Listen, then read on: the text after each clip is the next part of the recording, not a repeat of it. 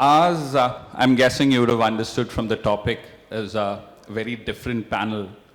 Over the last 2 days, we've essentially been talking about startup funding.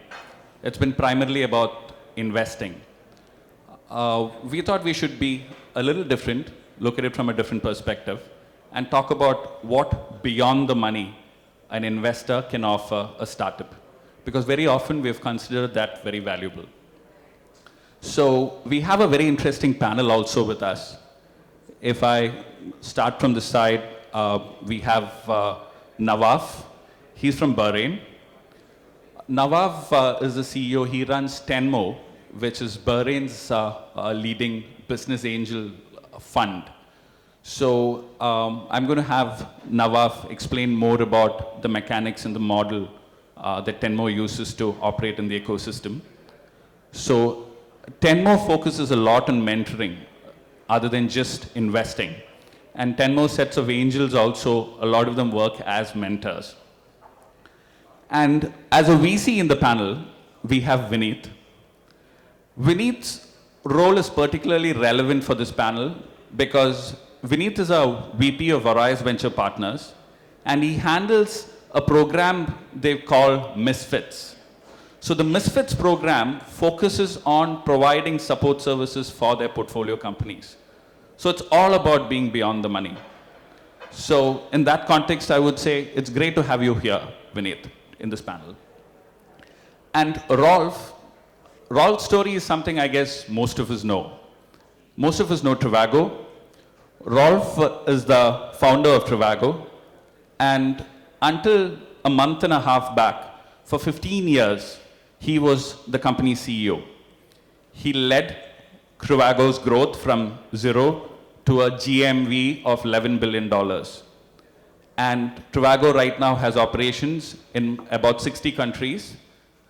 And Rolf led the whole show until a month and a half back. So I'm guessing until the 31st of December, it would have been impossible to have Rolf here in Kerala in a panel like this. So we should consider ourselves lucky to have him here. Thanks, Rolf. So I'll start with you, Rolf. You've had this whole journey as an entrepreneur. You have had entrepreneurial experience before Trivago as well. And then you moved on. You right now have invested in about 40 startups. You have your own venture fund, and you invest directly personally in startups as well. So you've seen both sides of the table. And how do you think an investor can potentially add value beyond the money? So, I mean, through my journey, I had very, very different experiences. And I think I had the whole spectrum of experience. So I'm a child of this first big internet wave in the 1990, 2000, basically, which was going through Germany, which included the first wave of venture capital coming into Germany.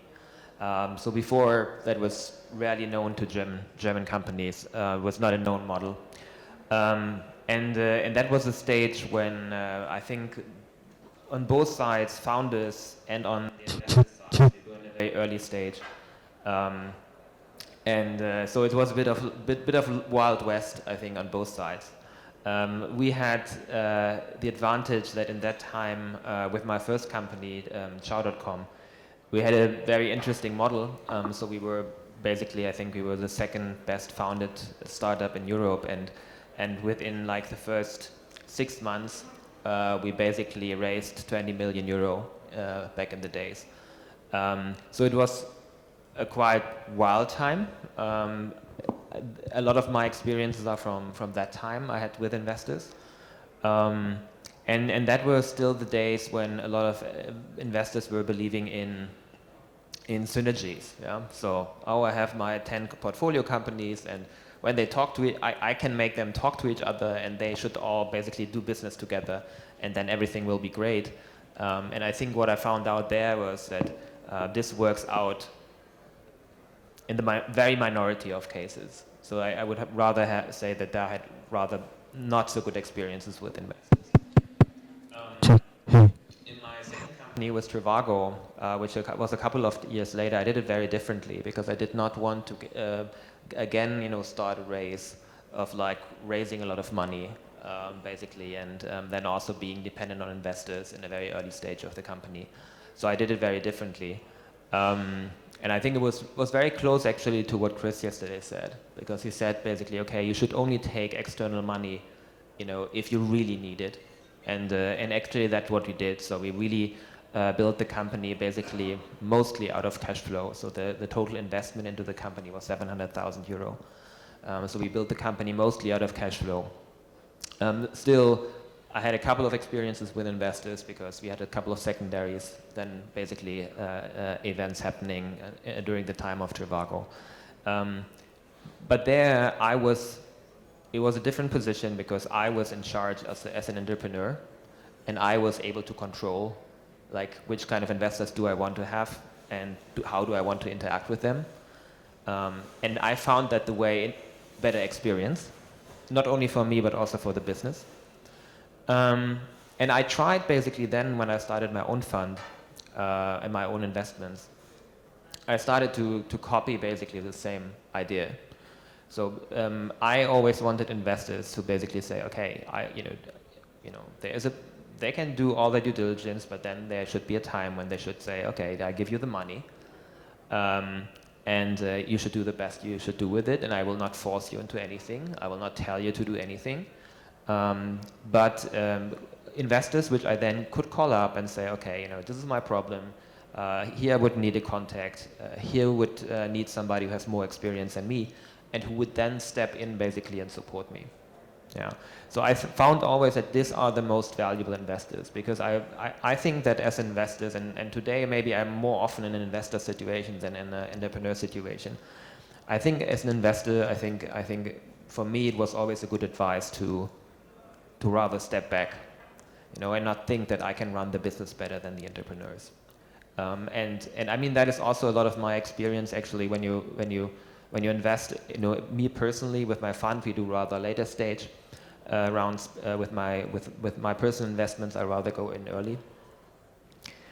I think a lot of specifically business angels, early investors, often overestimate their capabilities.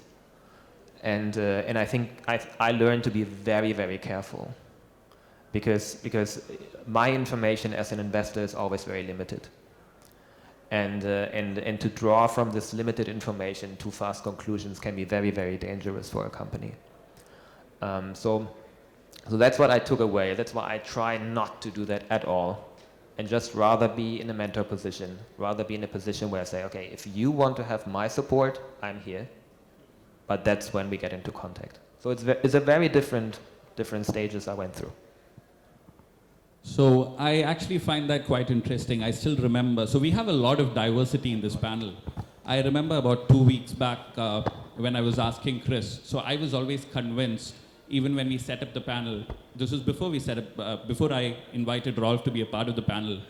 I had this conversation with Rolf and I asked him, what other support beyond the money that you have got from your investors? And I expected a long answer, which I thought would be helpful with the panel.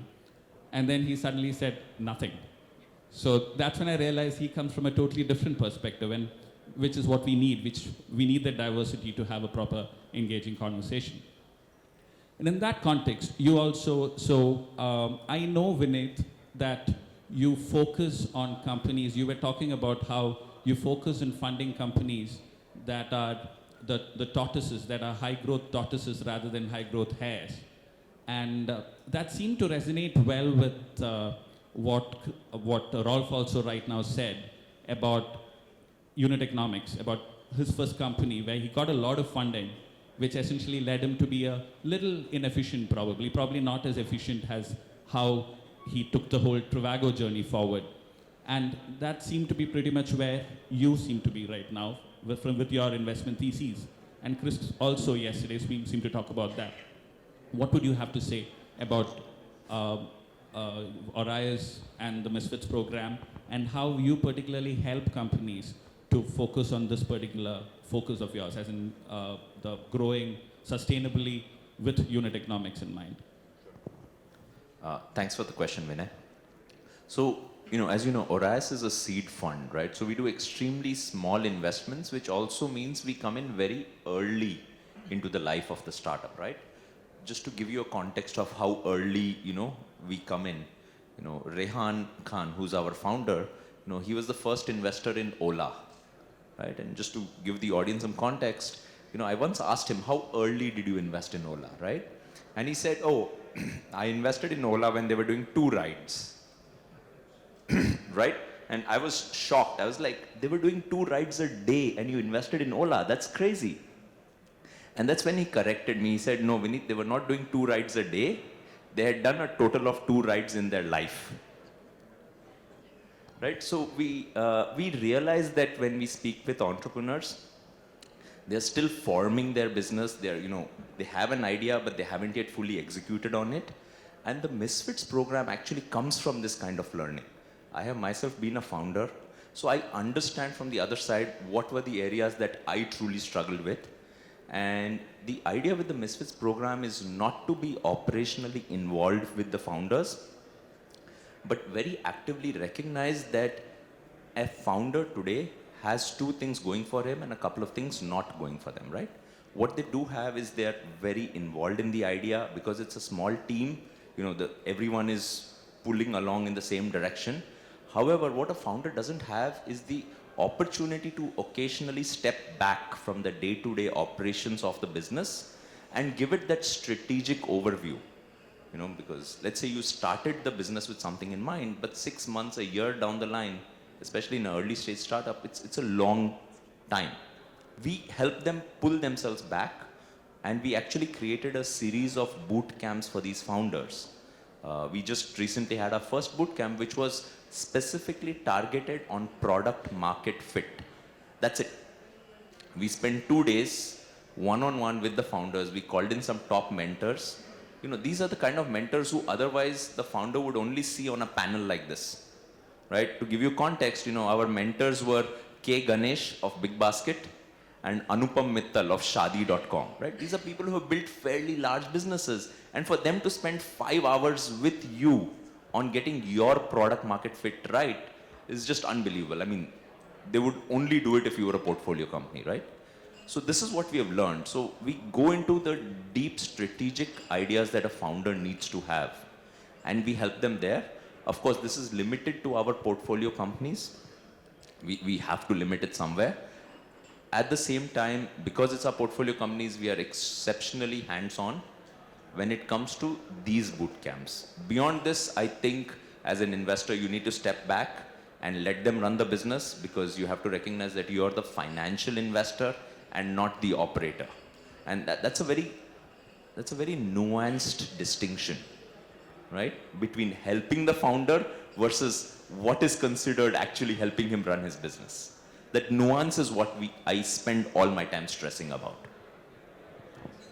So Nawaf, your ecosystem is actually very similar to that of Kerala. We have a lot of high net worth individuals here who have not yet engaged with the startup ecosystem here. And one of the main focuses, one of the main motives of an event like this is to see to it that we get a lot of their asset allocation into startups. You've gone through that, I'm presuming, and this is a challenge that you regularly face. How does the Tenmou model work? I know that you are the Bahrain Business Angels holding company. So we have funds here, angel funds here. We have networks here. Yours seem to be a combination of all this. Plus, you also focus a lot on mentoring. That is again going beyond the money. So how does your whole, and I know you focus a lot on building the ecosystem. So how does your model work with the ecosystem in seeing to it that the startups get their funding from these high net worth individuals, along with whatever support they can be offering? So good afternoon, everybody. It's nice to be here in Kerala. It's my first time. Let me take you back to the journey of Tenmou. We started in 2010. A group of businessmen led by Sami Jalal, which is one of the early businessmen in Bahrain, went around to seek funding and create this fund to help startups get funding, basically. 10 years ago, Bahrain's market was very nascent. The whole tech industry was not there. So they started a $3 million fund together with 16 investors. 30% of the investors were from the government, backed by the government, and the rest is they're from the private sector, basically. So they started off with funding SMEs. Anybody who has an idea comes in. They give 5 investments a year to SME founders, and then from there they develop. But with the whole tech and startup buzz around the world, 3-4 years ago we decided to change the model and become angels, basically. So we are a fund, but we also want to develop a network of investors. So part of our mandate is to create this network and educate high net worth individuals on how to invest in startups. Because we've seen a lot of success stories from our portfolio companies, we wanted to expand the network beyond the 16 investors that we have. So we train the investors first, and we also mentor the startups. Part of our maybe support that we give out beyond the whole funding is basically maybe matching startups or founders with key stakeholders in the industry. So for example, one of our startups they're a catering booking app, and we've recently held business development meetings with major catering business owners in Bahrain. So we do that kind of support. We also give them support beyond Bahrain as well. So part of the network that we have is our contacts from Saudi. We try to build contacts from Kuwait. So because of our investors, they're not only Bahraini businessmen, but also Saudi businessmen. So they create or give us that push of benefits towards our startups. Have you had issues with balancing the culture misfit between traditional high net worth individuals and startups? Because while I understand that there might be several sector specific, region specific support that a traditional businessman or an industrialist from your region could offer a startup, there would be several other elements of the startup ecosystem that they do not fully understand. So how do you bring about this balance between how involved an angel generally is in a company, and at the same time making sure that the lines that Vinit was earlier talking about is clearly drawn? So basically, as I said earlier, we've seen that there's a gap in the market for the businesses or the businessmen involved in the startup ecosystem. So that's why we created the Investors Development Program to support and mentor investors and high net worth individuals to invest in startups. So we educate them basically on term sheets, startups evaluation, how to invest, how to negotiate with startups, and vice versa. Also the startups that we support and we mentor, we train them, because at the end of the day, the industry in Bahrain is very nascent. Even the startups themselves don't know what a term sheet looks like, how to negotiate with an investor, what kind of evaluation is reasonable in our ecosystem, because our evaluation for an early stage startup is way different than the ones in Silicon Valley. So So Rolf, you were also talking about the culture fit in that context. So what are your thoughts on the same? So first of all, I think that I've seen the same problem. So I've seen that happening in startups. We have in Germany a lot of very traditional family-run businesses, and these are often also these high-net-worth individuals who then invest into startups. And I see a misfit where I see a problem where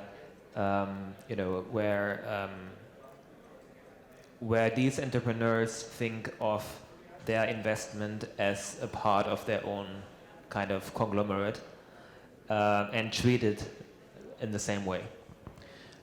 So they might have not learned to be a financial investor because they've never really been a financial investor. They might have invested into parts of their company, but they have not been a financial investor. So I've seen this happening, and I think it's my own experience would be that I more often have seen that the performance of the companies was negatively affected by that involvement. You know, because what Afo has said, because there is usually not enough information, and then if I have basically, and then you have the worst that can happen, and you have 3, 4, or 5 business angels who even drag the company in different directions, and that is of course the worst. You know, so you have these alpha guys basically who are in their own company, were always kind of leading the pack, and everybody was listening to them. Then they might step back in their own company. You know, next generation takes over. They want to spend their time for something that makes sense, so they start investing, and then they basically treat their investments as if they would still run their own business before, and that's of course very, very different, because here in this new company they are not the alpha anymore. So they are not the person who runs it. There might even be other investors, but more important, there is an entrepreneur, and actually the entrepreneur should run it, and he takes the risk, and he should take the risk, and he should also take the risky decisions, because otherwise you cannot make him accountable for his own decisions anymore. So I think this kind of overreaching attitude, so overreaching into the responsibilities actually of an entrepreneur, I see this quite a lot.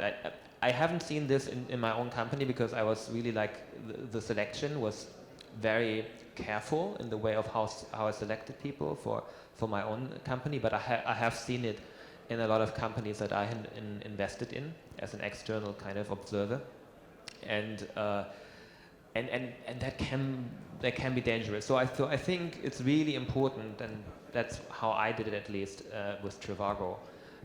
Really see basically beyond the money means also it's not only the money that flows into your company, it's also basically the mindset of your investor which flows into the company. So the question is, do you want to work with that person on a day-to-day level? Do you agree to the values that this investor has, that this VC fund has? You know, I think that's super important, and that should be way more often the criteria for an investment, for a founder to decide, okay, which kind of investor do I want to have in? Maybe way more often than, okay, is it I don't know, a 2 million or a 2.5 million valuation? Because that at the end is not really hurting if it's 2 or 2 instead of 2.5.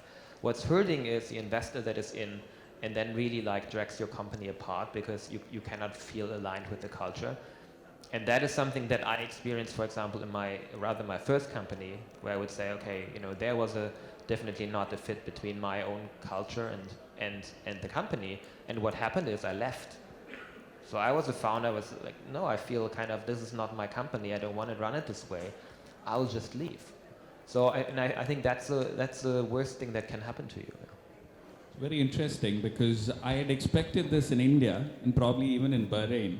But in more mature ecosystems like Germany, I had expected it to be a very different case.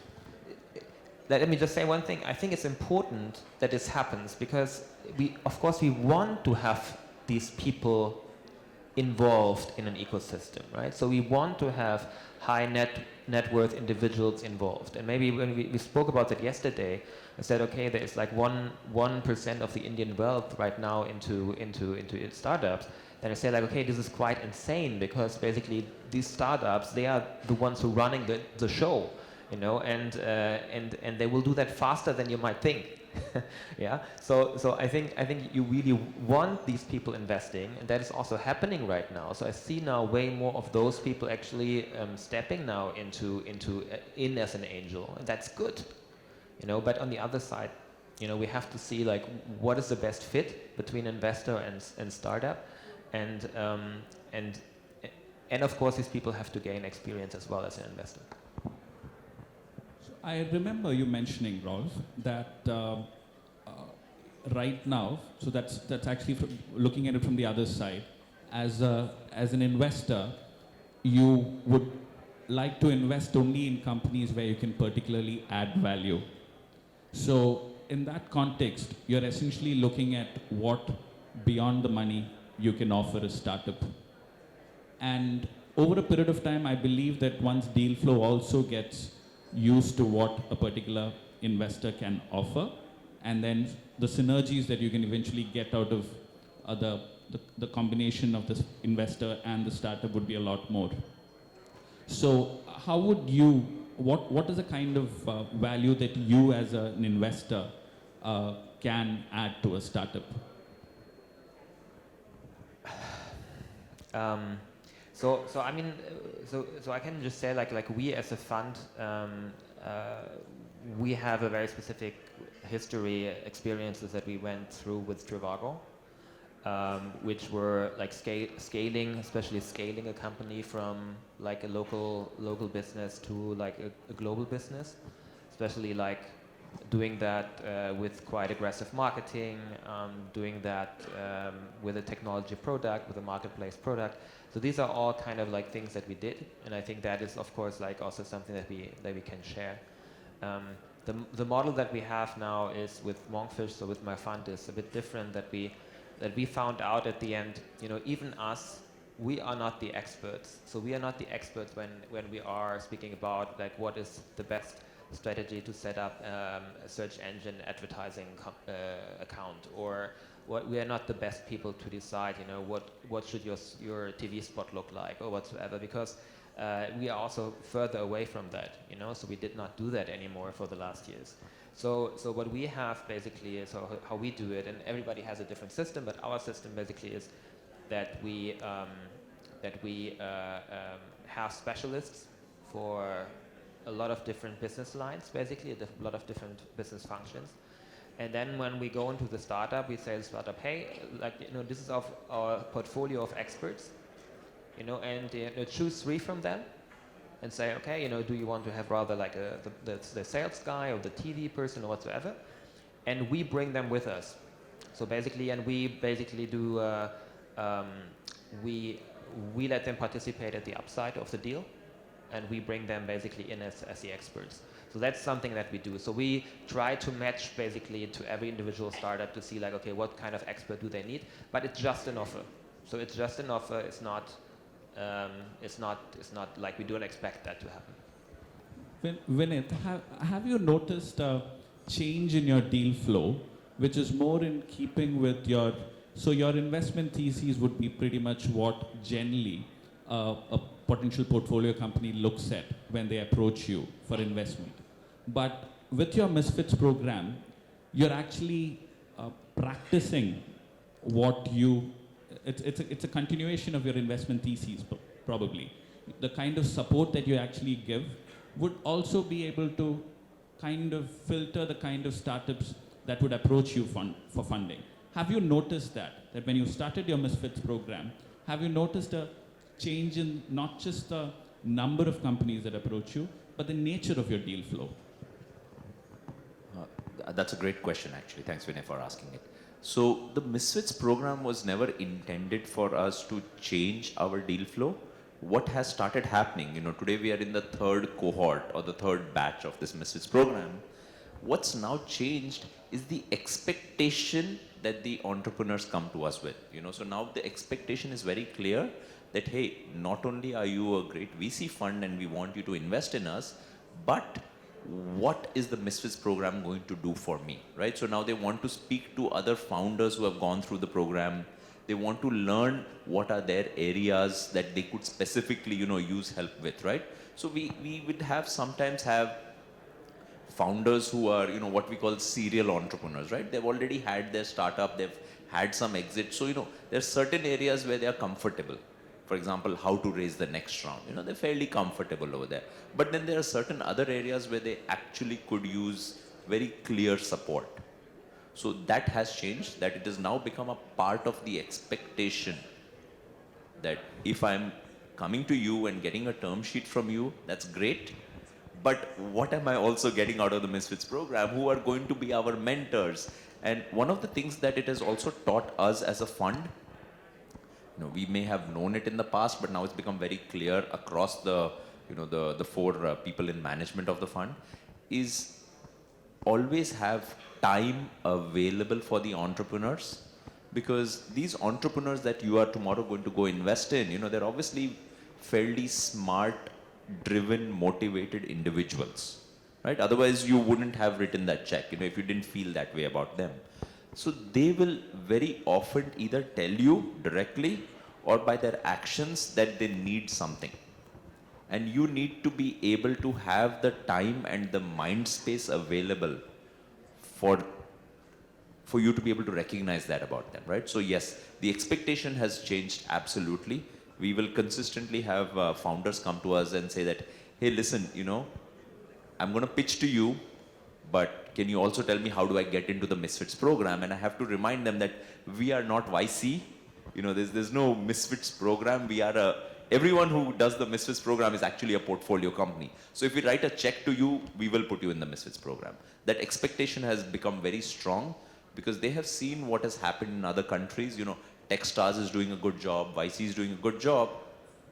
And we are an India for India program, right? So unlike these other programs which take you out of the country for a few months, if you're trying to run an operationally heavy or a tech heavy Indian startup, you may not be able to sit in California for 3 months, right? So we have thought that through. The next thing we have thought through is these boot camps happen on weekends, maybe Saturdays or Sundays. Because Indian entrepreneurs, China popularized this entire 996, but Indian entrepreneurs are also 996 for most of the time. So they appreciate this weekend thing. And the last thing that they really appreciate is the fact that we have got the mentors and the team and the problems that they solve for, which are very India specific, right? So we are not giving them examples of something that worked in the US or something that worked in Hong Kong, because that is absolutely not going to apply to how the problem is solved in India, right? So we've thought this through and the founders like it and it resonates with them. So this has now become an expectation. So it keeps me on my toes all the time. So what about you, Nawaf? You have several angels. I presume each one of them will come with their core competencies, which might be very different. Have you noticed a change in the deal flow based on competencies of your angels? Are there startups that come to you because there are certain angels in your panel who particularly want support from certain angels? Definitely. So most of our startups come to us because of our network and our basically knowledge in the market, because our 16 investors are very diverse in terms of business background and availability and professionalism in the market. We also depend on, for deal flow, we depend on the accelerators. So the accelerators feed into our pipeline of startups where graduates of accelerators in Bahrain could be potential startups that we invest in, and the startups from these accelerators want us to invest in them, not only financially but for our network and our angels that we provide and support. As I said, most of our investments came, so so one of our investors supported a startup opening in Saudi, which is great because Saudi is the biggest market in the Middle East and it's our neighbor. So that connection and that outreach is what Bahraini startups are looking for.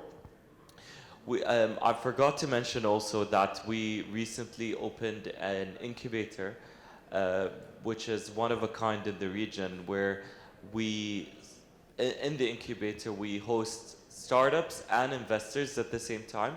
So we have 500 startups, MEVP and ourselves in the incubator, supporting all the startups whenever they need. So it's a one-of-a-kind investor startup incubator that we were trying to create in our incubator, which is very interesting. And since we opened like 3 months ago, now we're on like 70% capacity, which is great because the startups want that access to the investors and want that access to our angels and our board members. And we're trying to create that environment in our incubator. So, Rolf, I remember you telling me that your founding team was actually quite comprehensive in terms of the partners that you had. You were able to pretty much take care of every single portfolio that a startup needed to be looking at. In a context where a founding team is probably not as comprehensive, that can tend to be gaps in tech expertise, gaps in even marketing and communication. So in context like that, do you think it is wise for an investor with such expertise to actually play a slightly more involved role, or is that going to disrupt the company? Like, is that crossing that line that we were talking about? Yeah, I think you know, a good thing about money is it's very transparent. You know what you get, right? So that's a cool thing about money. There's no discussion about money. So somebody gives money, somebody takes money. Money is very clear. It has always a specific value, you know, and that's a cool thing. You know, money cannot tell you what to do. So as long as it's only money that goes in and out, so in from a company perspective, out from an investor perspective, there's not a lot of transparency needed, right? So you don't need a lot of transparency when it's only about money because you know what you get. Money is a perfect clearance system for transparency. When you go beyond the money, then it gets a problem. Because there, basically, you don't have this clearance system anymore. So you have to make sure that basically you have all the transparency. You have to make sure that you know what you get. So when an investor gets more involved, and I think it's, on one hand, yes, more involved operationally because the investor has specific competencies, or generally because the investor sits on the board or whatsoever, has specific rights over the company. So in the moment where an investor gives more than the money, has specific rights, I think it's important that there is a lot of transparency. And it's about transparency about competency, but it's also, for me, even more important, transparency about values and culture. So I think it would be a good idea to, I mean, I give you one short example. So for example, we at Trivago, we have, for a long time, we always thought when we hire somebody, beyond the money, when we hire somebody, then the worst thing that can happen is we don't fill the position. Actually, we were very wrong. Because the worst thing that can happen is you fill the position with the wrong person. And everything you try to do is basically you hire, fill the position. But at the end, it's not about filling the position, but a bad person on that position can destroy everything. So actually, hiring is not marketing, and that's what we understood. Hiring is matchmaking. So basically, you need a lot of transparency. So instead of telling people, hey, we are the greatest company to work for, we don't tell them we are the greatest company we work for, although we are, but we don't tell them. We tell them exactly what we believe in and what we not believe in, clearly. And that might be even things they like, but we tell them we do not believe that. And I think the same might be necessary for investors, like a credo. What do you believe in? What do you not believe in? And rather tell people before you invest, what do you believe in and what do you not believe in? Or rather tell your investors before they invest, what do you believe in and what do you not believe in? Because I think then you have the transparency, because the worst can happen is you want to go beyond the money, and then at the end you find out that you hired, or you have the wrong investor, you have invested into the wrong startup. Hi, Balram here. Thanks, Vinay. Wonderful session. To Rolf, so you're talking about money being a transaction, right? So you invest into a company and it just being a transaction. So what our view is that angel investing is not an asset class, right? So if I'm investing into the secondary market, I can invest and forget about it, because that is what we expect from a secondary market transaction. Not go tell Infosys how to run their business or Tata's how to run their business. Here it is more of a passion, more of giving back to an ecosystem that grew you, right? Investing out of hinge, that is, I like this guy, good. A lot of things could change, right? So giving money and ideally not involving, how good would that be as a strategy? That is one. And what happens if the ability of the entrepreneur is not fully understood, and hence there is a need to intervene? So how would you handle that as a problem? And the second question is, how did you decide to have Abhinav do your ads? How do you? How did you decide to do Abhinav do your ads for Trivago? Let me answer the first one and take the second one later on when we one-on-one, okay? So I think what you're saying is, why should I invest if I cannot, put in my own effort in, or change something, because that gives basically the potential to overperform? Is that the idea? Or because I hear a little bit of that. So I tell you, I don't want to invest just to give back to the ecosystem. If you want to do that, that's fine, you can do that. So if that's your mindset, I think brilliant, then I think it's a very good mindset. I might even have specific investments where that is my mindset. Generally, that's not my mindset. So it's not that I do the angels investment to give back to society. So I do angel investments because I think that they will be like profitable, and it will be a good investment in the future. And at least for me, they have been a very good investment. So I don't have the mindset of like doing an angel investment because I want to give back to society. So maybe that is a kind of like thing of like angel. The angel is always like somebody. Maybe we should work on a new word there, because basically people think that they are an angel who like gives money for nothing. That's not the idea. So I do that. I tell you why I do that.